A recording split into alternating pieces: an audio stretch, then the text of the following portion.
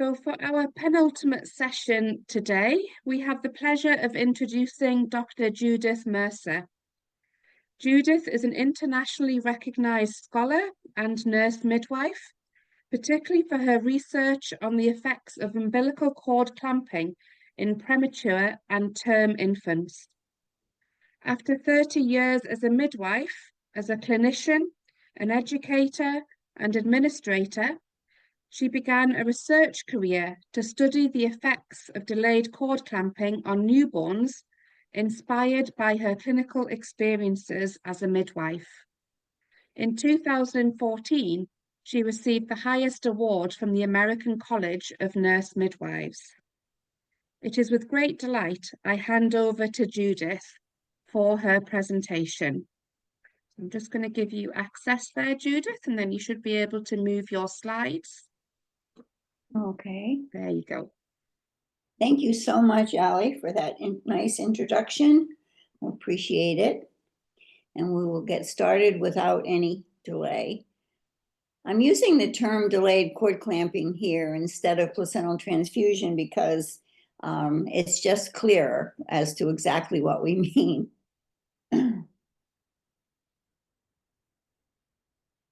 Okay, let me make this work now. Okay, I have nothing to disclose. We're going to talk about the current evidence about cord clamping and explain how delayed cord clamping provides the enhanced blood volume and force that reduces mortality. And then we'll talk about some methods to use with delayed optimal cord clamping.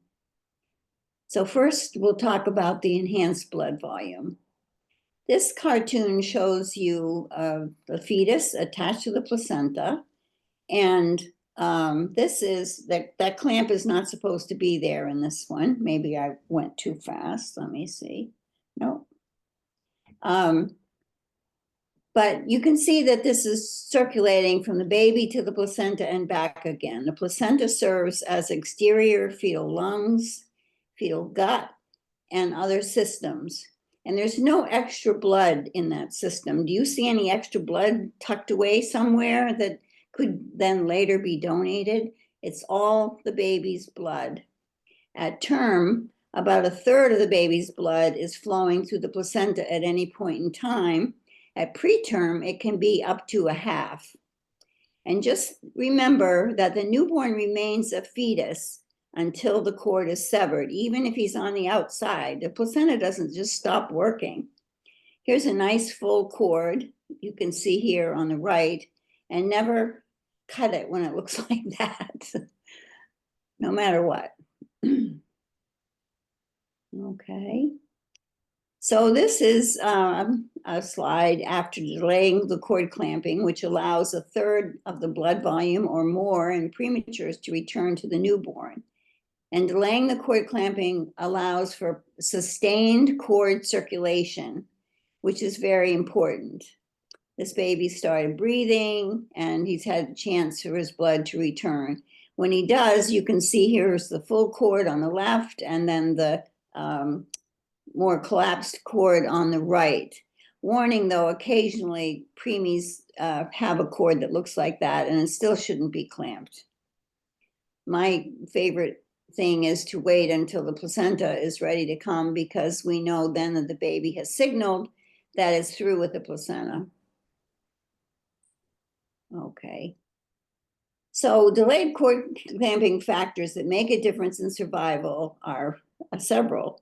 First of all, it allows for the transfer of rich whole blood components that are essential for survival. It allows for sustained cord circulation while the baby is getting a transfusion in the first few minutes of life from the placenta. It provides enhanced blood volume to support the essential mechanical interactions within the baby's microcirculation that support homeostasis and organ growth and development. That's the new piece. That's what I'm stressing, and we'll talk a lot more about that in a minute. It also facilitates gentle physiologic transition as the infant adjusts to extrauterine life. He doesn't have to come out walking and talking. He can take a little time to get his act together. So these factors include, as you can see here, the sustained cord circulation is very important. And what that provides then is a lot of blood volume, which increases the mechanical force in all the vasculature. And that includes the whole blood, a good volume of whole blood. So this is a review. Many of you may have seen this before, but this is done by Alice Yeo back in 1969, looking at percent change in blood volume and red cell volume due to delayed cord clamping. The x-axis is blood volume in milliliters per kilo, percent change, and then red cell volume in milliliters per kilo and percent change. The blue bar represents cord clamping at 5 seconds, and you can see that a baby would get about 70 milliliters per kilo if his cord is clamped in 5 seconds. In the red bar, you can see that if you wait 3 minutes, and she was very clear that all the babies were held at the level of the placenta, at the level of the introitus or lower, and resulted in over 90 milliliters per kilo. In the second column, that you can see that 90 milliliters per kilo represents a 30% increase in blood volume. The third column represents the red cell volume, and when the babies in the blue bar and had their cords clamped at 5 seconds, they had about 30 milliliters per kilo of red blood cells, versus the babies that had the 3 minutes delay being held lowered had about over 45 milliliters per kilo, and that represents a 50% increase in red blood cells. We'll talk a little bit more about those and how important they are, especially with the hemoglobin F that they have in them, in contrast to our hemoglobin. Come on now. Okay. So delayed cord clamping allows for the transfer of the rich, whole blood components essential for survival. The blood is warm and it's oxygenated and provides volume expansion and the many special components. There's many red blood cells, as I said, with hemoglobin F, which is very kind to babies because it's a smaller molecule. It helps fit through their vascular more easily, and it also doesn't give up its oxygen quite as rapidly, so it prevents hyperoxia. The red blood cells contain 30 to 75 milligrams of iron, which is enough to meet the infant's needs for several months. And there's several good studies on babies with intrauterine growth restriction that when they had delayed cord clamping, they had higher ferritin and iron levels that even out to 3 months of age. There's 1 billion stem cells and white blood cells that can seed the infant's body to build a good immune system and blood-making system. And there's plasma for volume expansion, which contains many nutrients, cells, hormones, cytokines, and other components. All the blood is the newborn's blood. So let's look at the evidence. So for all infants, we have increased hemoglobin, hematocrit, red blood cells, less anemia, more stem cells, and better developmental outcomes. The most recent data shows the chances of death are reduced by 27 to 32%, even after 30 to 60 second delay in some studies. And the hottest data is that there's a reduced chance of death by 60% after the babies were delayed 120 seconds or 2 minutes. And these babies, again, were held at the level of the perineum during that time. Decreased number of blood transfusions, less IVH, and in some studies, and better less neurodevelopmental impairment and less gastrointestinal issues and anemia, and absence of harm with delayed. So for term infants with varying times, we showed increased brain myelin at 4 and 12 months, increased neurodevelopment, especially in boys. Some recent studies from Turkey showed improved latch scores and better breastfeeding after a delayed brief one during C-section, and higher APGAR scores, better oxygenation. And importantly, Anoop Katheria from San Diego, and I was on the study with him, we looked at umbilical cord milking in non-vigorous infants. You know, non-vigorous infants usually get their cords clamped immediately and they get taken over to the warmer. Well, in this study, what we did was, it was a randomized control crossover cluster trial. And so for what the hospitals did was for several months, they did with each non-vigorous baby, they cut the cord right away. And then they had a washout period. And then for the next several months, they milked the cord 4 times in those babies before cutting it. And it really, that milking, which will give the baby about a third to a half of his placental transfusion, resulted in less hypoxic ischemic encephalopathy and less need for cooling. And I think that's quite big myself. So this most recent information comes from a study that was in the Lancet done by Lena Seidler. I spelled her name wrong, but anyway, comparing all the methods and doing an individual participant data meta-analysis, meaning she had our individual data on each baby. We got permission from the IRB to send it to her, and all de-identified, of course. And they ended up with 6,094 preterm infants from 47 trials.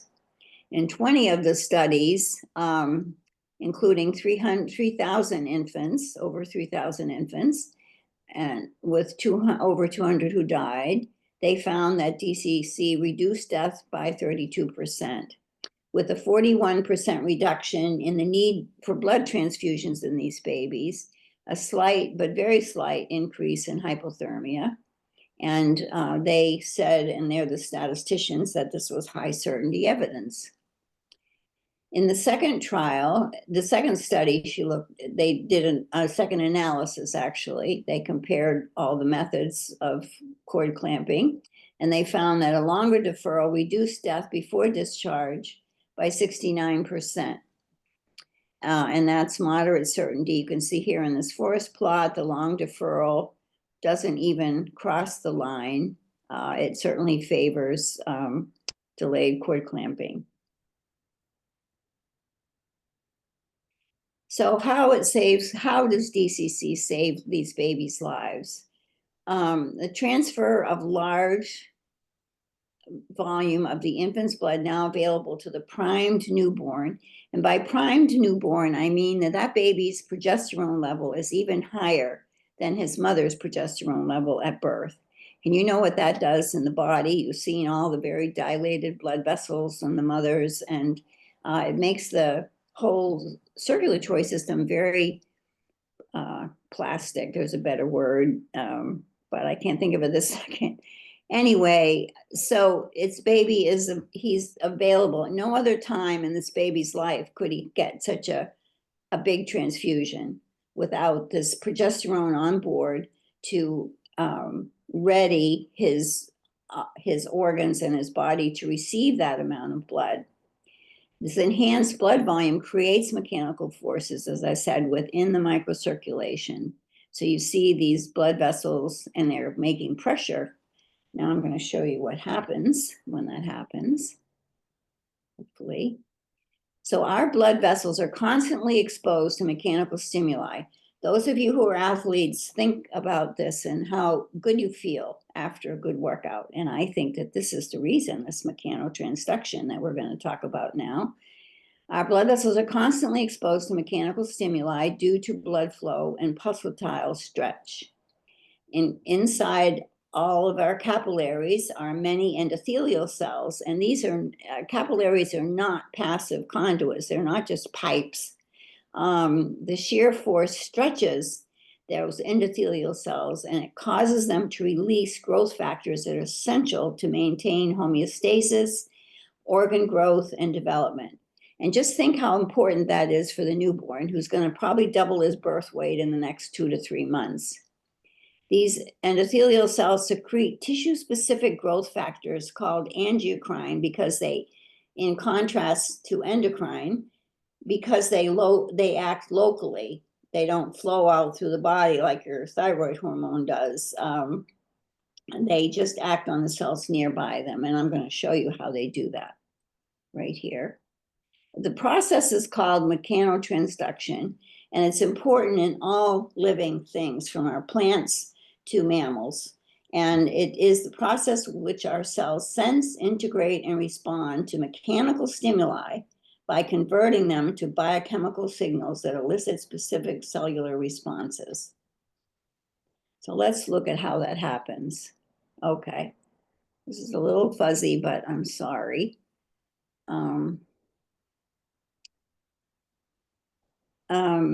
So what you're looking at here, this is liver. This is a piece of liver. These are liver cells. The orange cells are liver cells. And what you see is a blood vessel running through them, like a venule or a capillary. And on each side of that blood vessel, you see some pink endothelial cells. And right between the liver cells, which are orange, and the blood vessel, you see this thing they call the space of Dicey. And what they did was do a cutout here in the diagram.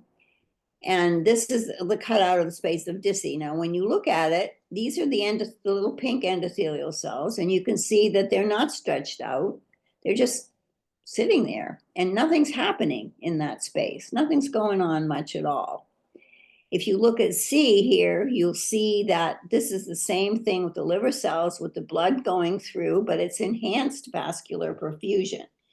And they were studying fetal mice, I think, and they found that just before the liver started to grow, that there was this increased enhanced vascular perfusion going through the liver, starting at the edge and working into the middle. And when they looked, and they found, when you look at this space of Dicey, you can see that these endothelial cells here are all stretched out.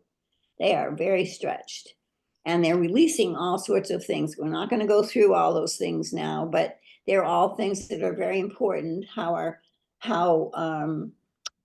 they all work together to cause proliferation and survival of us. And I think that's, for me, I think of this as how it used to be when I could run, that I felt so much better. I felt like the cobwebs were out of my body, especially out of my brain when I came back. And I think that's what's happening in this little space right here. It's just such a busy space. But it's very important for this little newborn who has to grow every single organ, double it in size, probably within 2 to 3 months. So here's a clinical example of poor perfusion versus good perfusion. Doctors Pietra and O in 1969 did heel biopsies on 12 newborns, 6 with immediate and 6 with delayed, which we will not be repeating in this day and age, but we don't want to throw it away or not use it either. And I call the capillary on the left the SAD capillary. You can see how thick this endothelium is here, and the yellow line represents the endothelium. The red line represents the lumen, and the lumen is practically closed. There's nothing happening there. Nobody's home. Nothing's happening. If you look over here, you see what I call the happy capillary in B. You can see the large lumen, the very thin endothelium. And if you look at the top of this red arrow, you'll see that there's little arrows there representing fenestrations, which would make for easier exchange of gases and nutrients. So what the researchers found was that there were more capillaries like B in the heels of infants who had delayed cord clamping. And that was, again, a good delay, 3 to 5 minutes with the baby lowered, and more capillaries that looked like the SAD ones in the heels of the infants who had immediate cord clamping.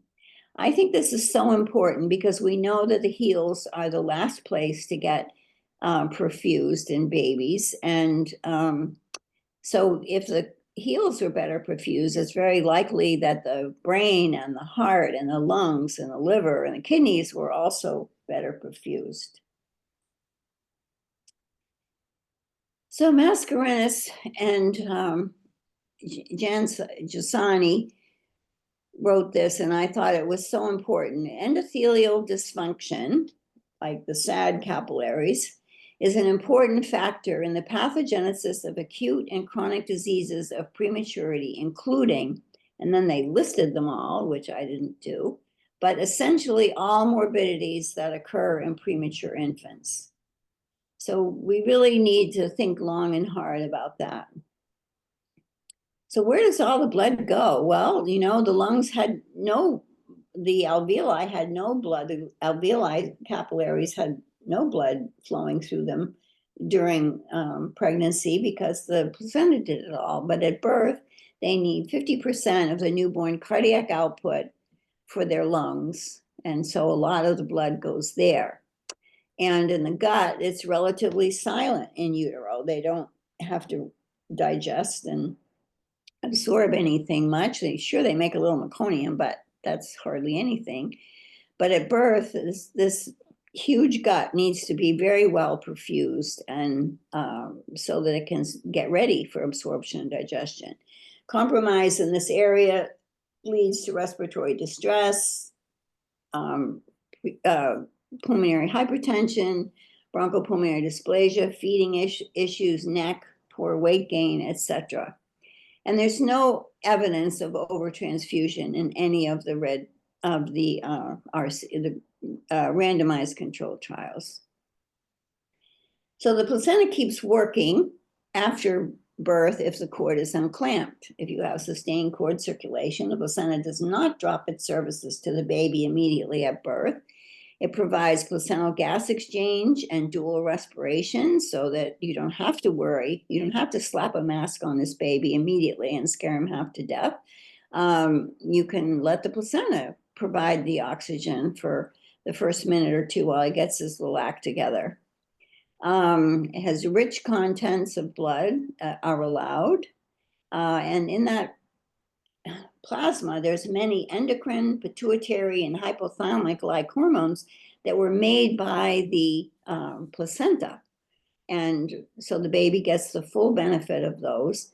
It removes or dilutes helps the acidic lung fluid that keeps the alveoli open during pregnancy, increases cardiovascular stability, creates low pressure reservoir, which helps to prevent overshoots of blood pressure. And anyway, it also gives time and flow to fully perfuse the brainstem. The brainstem is the seat of normal reflexes and breathing and consciousness, and extremely important. It's also a watershed area, so it needs time to get fully perfused. My next paper is going to be about the brainstem. It helps to prepare the baby's organs to take over all of the functions that the placenta provided during pregnancy. So we need to provide a gentle beginning so this can all happen. We need to handle the babies gently to avoid startles. We need to respect the infant's autonomic reflexes. When you put a mask immediately on a newborn, it actually causes the epiglottis to close, and you can't get air in no matter how hard you push. And there's good evidence showing that that does damage. Visualize the baby's body, the responses, the umbilical cord, and trust the placenta for at least 1 to 2 minutes. Let breathing start on its own. Delayed cord clamping for longer time, skin to skin as soon as possible, but not immediately, not until he's got a good 1 minute of blood on board. Never put a baby up on the abdomen that has poor tone. Tone is regulated by the brainstem.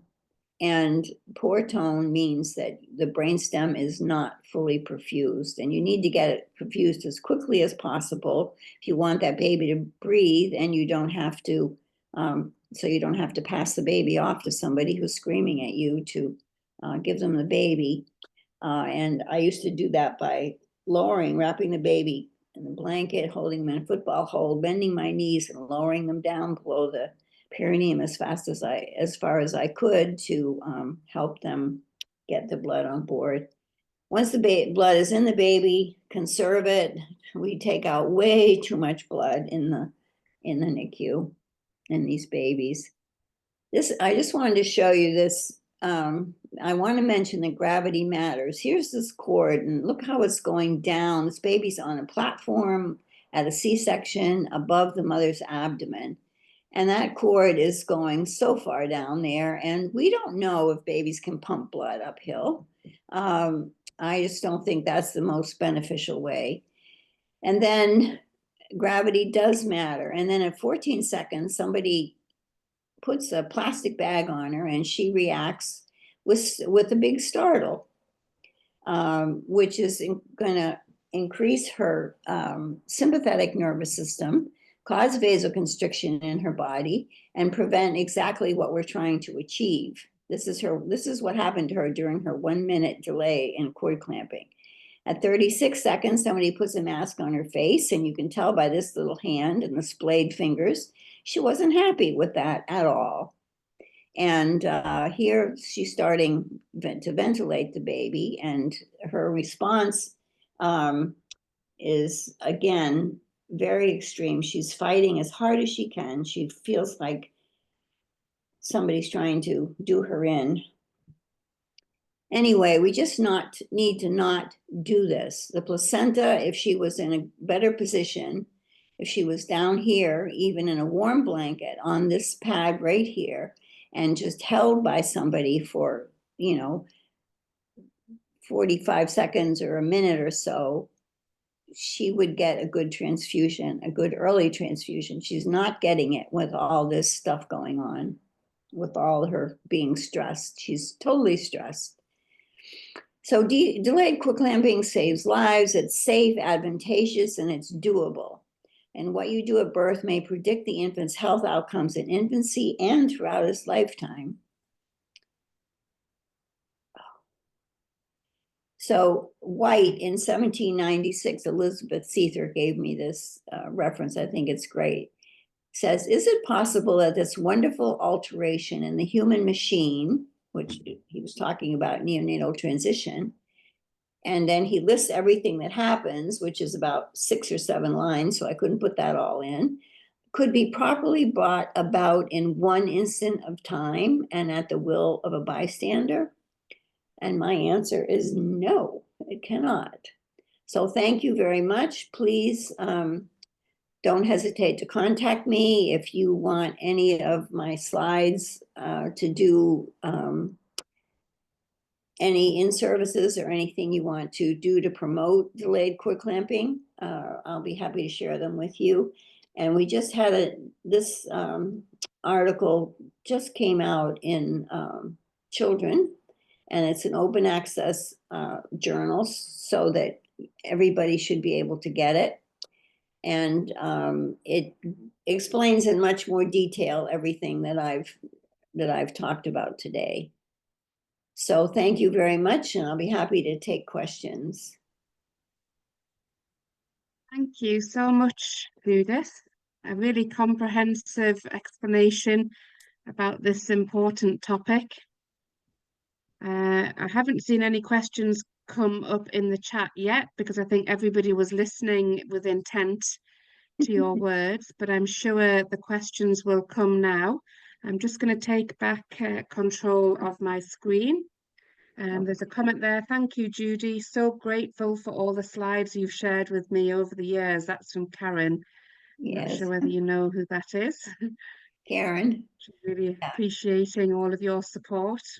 And we've got, oh, sorry, yeah, go on. Yeah, I said to Jane, Jane sent the Erasmus Darwin quote, and that's how we start off this paper, is with the Erasmus Darwin quote. So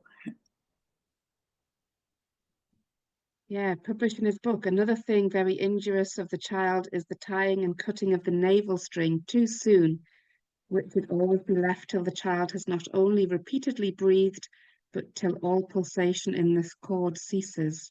And that was in 1796. And we're still trying to say the same message, Judith. Yeah, right. Petra's saying thank you from Austria.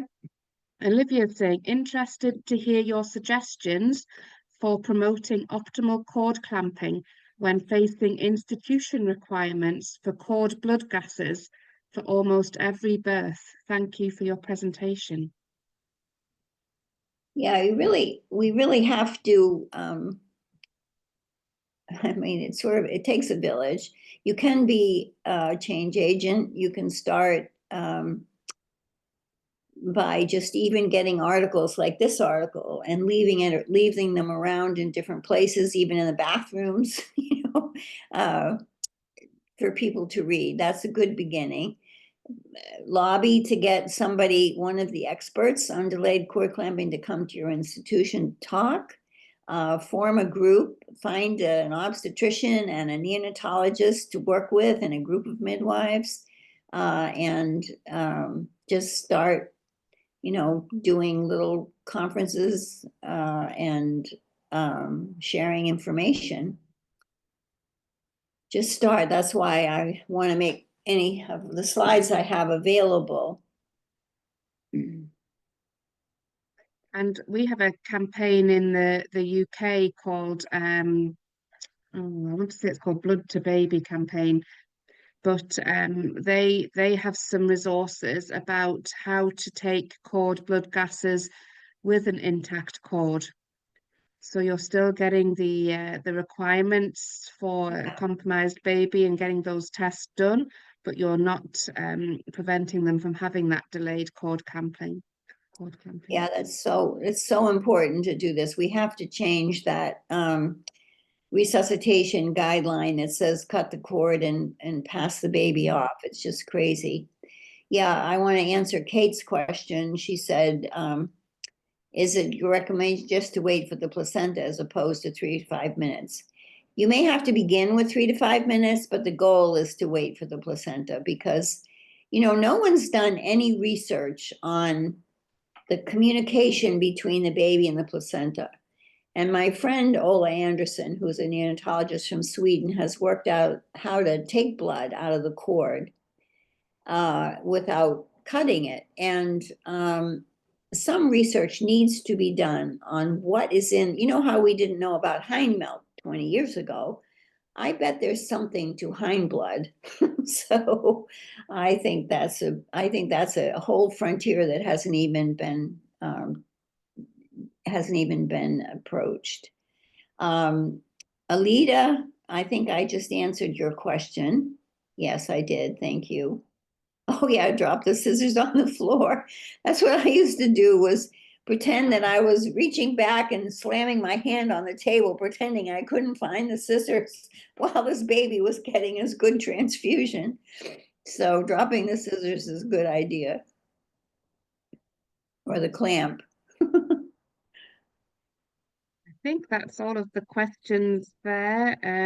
I'm sure Judith wouldn't mind if you contacted her via email if there were any other questions that you think of after the session, or indeed email them to info@vidm.org and we can pass them on to Judith. Yeah. And if you get that article, it will answer probably most of the things that I couldn't cover today in better detail. We have an Perfect. obstetrician, we have 2 neonatologists in the authors, and we have 4 midwives. So we're a whole group. You really have to, as a team effort, you really have to get those people on your team and work with them. So So once thank you again, so much. Judith, Thank thank you. you so much for that really clear presentation. The comments in the chat are all saying thank you, and I think people feel like they've been informed and had something really clearly presented to them that they can take back to practice. Good. With that evidence base that you've provided. Good. I'm just conscious of time, and we just have a few more slides to. I just want to go to that question actually. How does delayed cord clamping impact active management of third stage? I think It was good to get an extra my question opinion in. is, and I'm not probably up. I haven't been in clinical now for several years because I'm retired, but I think active management is kind of falling along the wayside. Actually, Ola Anderson and Winkler did a study looking at 900 deliveries by Swedish midwives who on average cut the cord at six minutes, but range from 0 to 24 minutes. And they found that not only was there not more jaundice, but there was less postpartum hemorrhage in the mothers who had delayed cord clamping. And when you think about it, if you cut that cord early, you've got this big boggy placenta full of blood sticking, that's in the uterus, that the uterus has to clamp down around, and the blood can't go anywhere because there's a clamp on the cord. Whereas when you have delayed cord clamping, the blood is continuing to circulate, but gradually it's more blood is going into the baby. So the uterus can contract down around the placenta gradually. Somebody needs to follow up on that study. It was a retrospective observational study, so it doesn't hold quite the weight of a randomized controlled trial, but I think that we really need to rethink this whole active management thing. Thank you. And Kate mentions there that the World Health Organization does recommend inclusion of delayed cord clamping with active management as well. So you've got their support too.